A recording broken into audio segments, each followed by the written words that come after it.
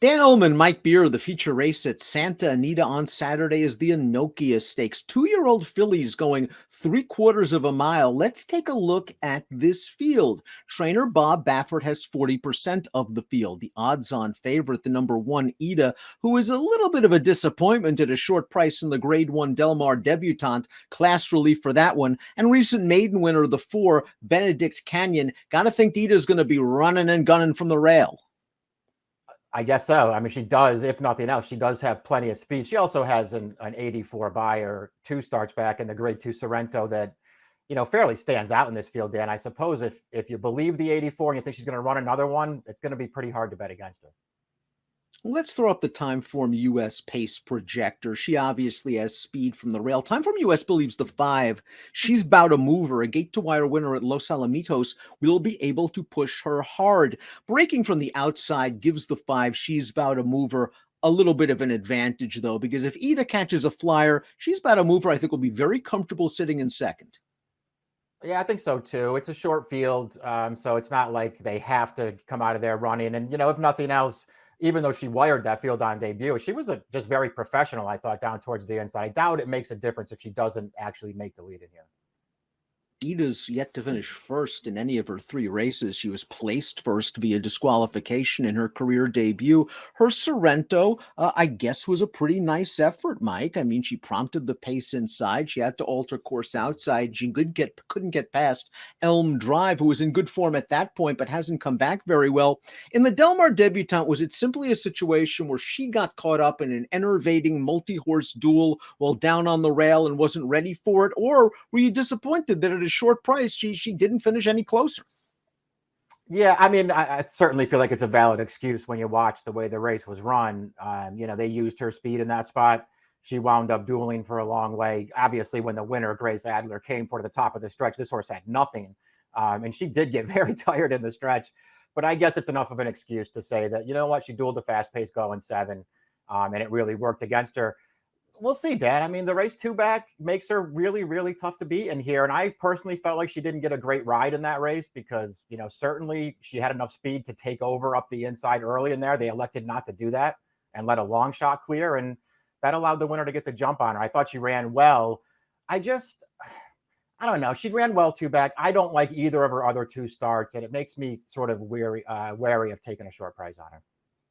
I think it's a very good sign that the number 2 Lady T ran so well in her career debut. John Sheriffs likes to give them a race. Just take a look at his second out statistics in Formulator. Lady T sat far behind the pace, came with a good strong run, just missed a Benedict Canyon.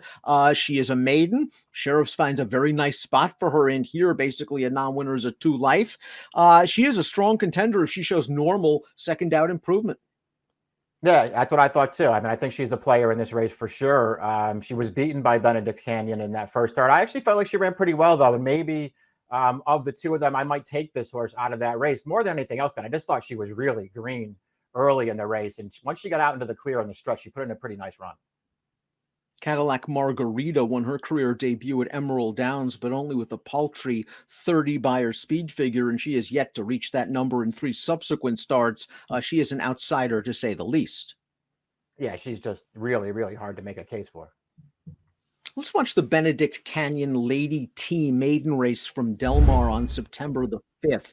Benedict Canyon, who made her debut against the West Coast's leading juvenile filly Ain't Easy, set a really nice trip in this race, Mike, just off of the pace, got the jump on Lady T, who we see angling to the far outside right now, and the wire is going to come just in the nick of time for Benedict Canyon, who looks like a professional 2-year-old with the tactical speed to work out a trip. Yeah, that could work to her advantage in here. Maybe she'll just get the right trip and that'll be all it takes. But I just felt like she had to really improve to win. Not taking anything away from her effort last time. She did what she had to do and she prevailed, but I would rather have Lady T out of that race. And let's talk about She's Bout a Mover, a very expensive daughter of first crop stallion Mastery. Good-looking debut effort for a very good trainer in Simon Callahan. Let's watch that race from Los Alamitos on September the 17th, going 5.5 furlongs. She broke sharp from the inside. She took some pace pressure. She shrugs the pace pressure off, and she is on her way to a very likable score, a 59 buyer, and I believe there's some still left in the tank. Yeah, I thought so too. I just thought this was a good performance for her. I don't think this was a great field, so you have that to worry about, I guess. But she beat them fairly easily. And again, I just thought she was really professional, showing speed up the rail. The horse that took her on there around the turn was the favorite. She turned that horse away pretty easily. I just thought she won like a pretty nice horse at the end. And I also just thought it was interesting, Dan, that Simon Callahan, he's got some really, really good numbers with horses like this. The 2-year-olds that win their debut and then come back in a stakes race. He's 4 for his last 12 with an ROI over $2, and he's had 2 others in that sample just missing photos. I mean, he's very close to being 50% with these horses.